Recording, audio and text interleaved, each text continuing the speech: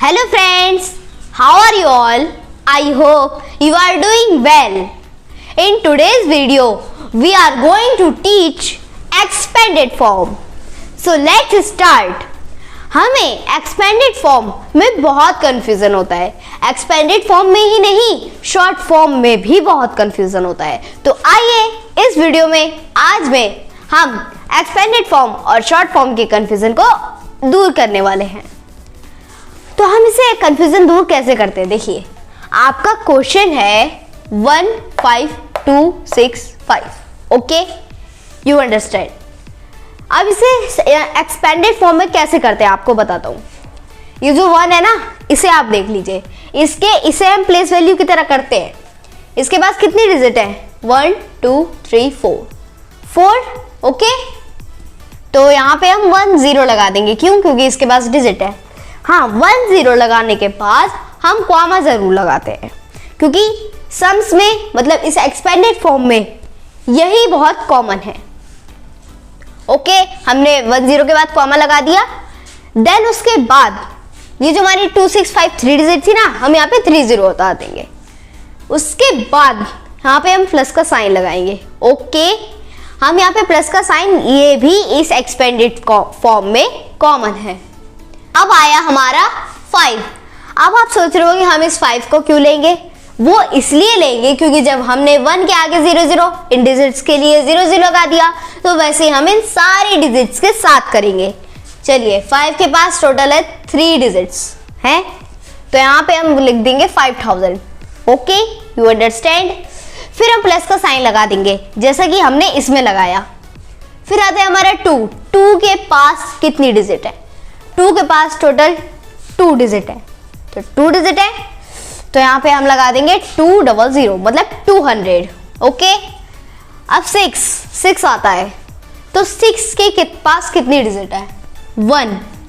Okay, तो obviously हम 1 0 लगा देंगे. 60. अब प्लस. अब ये बहुत कंफ्यूजन की बात है कि 5 का क्या करें अब, जब इसके पास कोई डिजिट ही नहीं.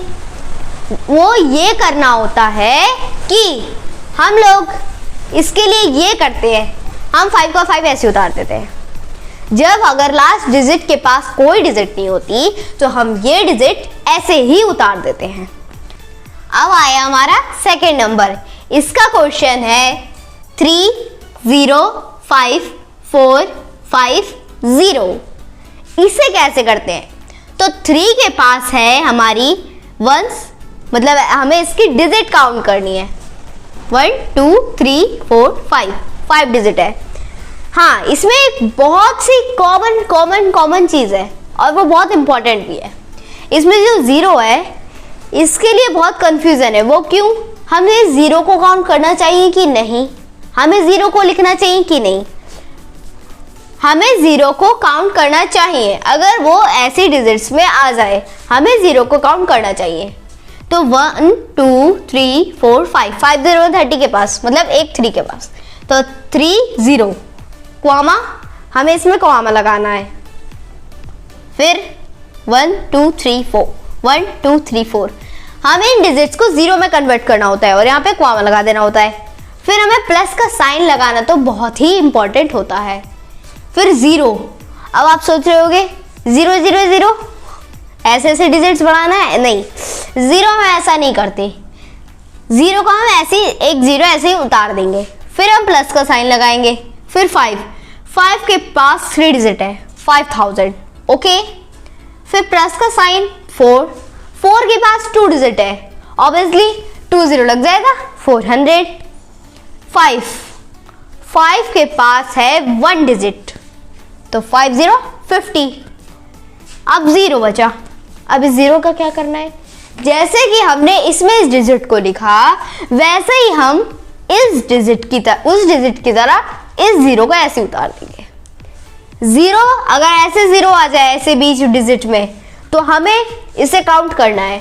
अगर ऐसे डिजिट में आ जाए जैसे कि ये इधर आ गया एक, तो हमें इसे इसकी तरह मतलब उतार देना है. इसे हमें ये नहीं सोचना है हमें लिखना चाहिए कि नहीं लिखना चाहिए, हमें इसे काउंट करना चाहिए कि नहीं करना चाहिए, हमें डायरेक्ट लिख देना चाहिए.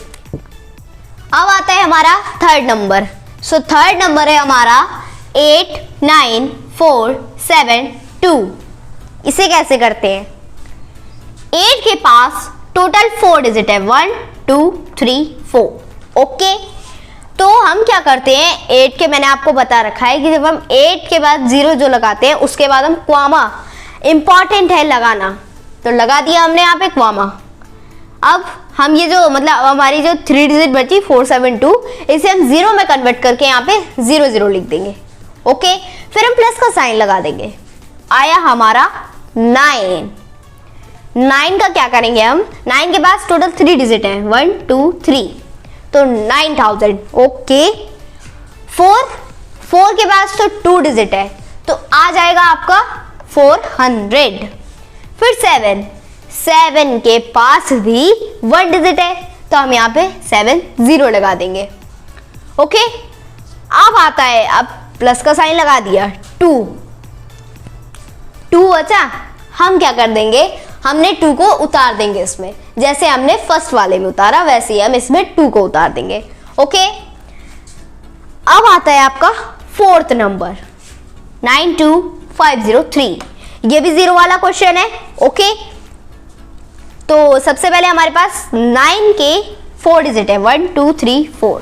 अब आप सोच रहे होंगे वो 4 डिजिट कैसे, 0 को तो काउंट ही करना है। 0 को अगर 0 का कोई भी एक्सपेंडेड क्वेश्चन आता है तो हमें उसमें 0 को काउंट करना होता है। तो 92503, 9 के पास टोटल 4 डिजिट है। ओके, तो 9 के बाद मैंने आपको बता रखा है, 9 के बाद 0 जो लिखते हैं उसके बाद कॉमा जरूर लगाते हैं। फिर हमारे टोटल 30 हमने यहाँ पे लगा दिए, प्लस का साइन, 2 के पास भी 3 डिजिट है, तो हम यहाँ पे 2000 लिख देंगे। क्यों? क्योंकि 2 के पास 3 डिजिट, तो हम 30 लगा देंगे, तो ये हो जाएगा 2000। फिर प्लस का साइन लगा देंगे। 5 के पास 2 डिजिट, हम इसमें 0 को काउंट कर रहे हैं, ये नहीं है कि हम 0 को काउंट नहीं करेंगे। अगर हम 0 को काउंट नहीं कर रहे हैं तो हमारा जो एक्सपेंडेड फॉर्म है वो रॉन्ग हो जाएगा। तो हमने 0 को काउंट कर लिया, 2 डिजिट 500। प्लस जैसा कि मैंने आपको बता रखा था कि अगर 0 आ जाए लास्ट में या बीच में तो हम उसे उतार देते हैं, 0 प्लस 3। अब ये 3 क्यों उतारे, इसके भी आगे डिजिट होनी चाहिए थी।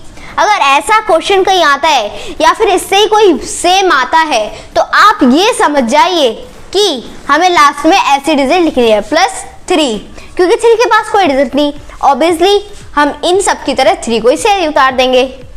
सो गाइस, हमारी नेक्स्ट वीडियो होगी असेंडिंग एंड डिसेंडिंग ऑर्डर। तब तक के लिए बाय। और हाँ, वीडियो को लाइक शेयर सब्सक्राइब करना ना भूलें।